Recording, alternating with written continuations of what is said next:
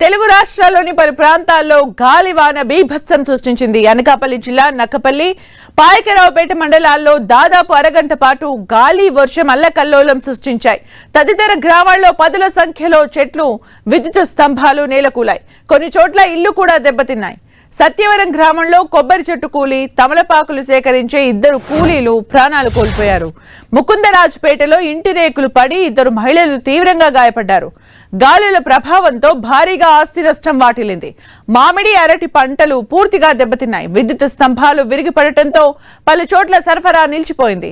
కాకినాడ జిల్లా తుని ప్రాంతంలో భారీ ఈదురు గాలులకు తలుపులమ్మలోవ ఆలయ మార్గంలో కారుపై చెట్లు విరిగిపడ్డాయి. అదృష్టవశాత్తు అంతా సురక్షితంగా బయటపడ్డారు.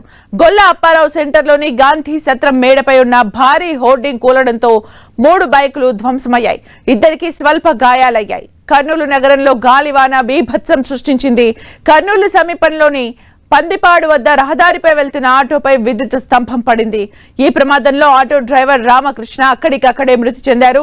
3 ప్రయాణికులు క్షేమంగా బయటపడ్డారు. తెలంగాణలోని నాగర్ కర్నూలు జిల్లా తాడూరు మండలం గోవిందాయిపల్లిలో పిడుగుపాటుకు గొర్రెల కాపరి మల్లయ్య మృతి చెందారు. అచ్చంపేటలో కురిసిన భారీ వర్షానికి ధాన్యం తడిచిపోయింది. బిజినేపల్లి, తాడూరు, తెలకపల్లి మండలాల్లో ఈదురు గాలులతో కూడిన భారీ వర్షం కురిసింది. ఉమ్మడి మహబూబ్ నగర్ జిల్లాలో గాలివాన బీభత్సం సృష్టించింది. గాలివానకు భారీ చెట్లు, హోర్డింగ్స్ కూలిపోయాయి. దీంతో చాలా చోట్ల ట్రాఫిక్ జామ్ ఏర్పడింది. గాలివానకు చెట్లు వాహనాలపై విరిగిపడ్డాయి. విద్యుత్ వైర్లు ఎక్కడికక్కడ తెగిపడ్డాయి. నాగర్ కర్నూలు జిల్లాలో పిడుగుపాటుకు గొర్రెల కాపరి మృతి చెందాడు. అచ్చంపేటలోనూ వర్షం దంచుకొట్టింది. అకాల వర్షానికి మార్కెట్ యార్డ్లో మొక్కజొన్న తడిసి ముద్దైంది.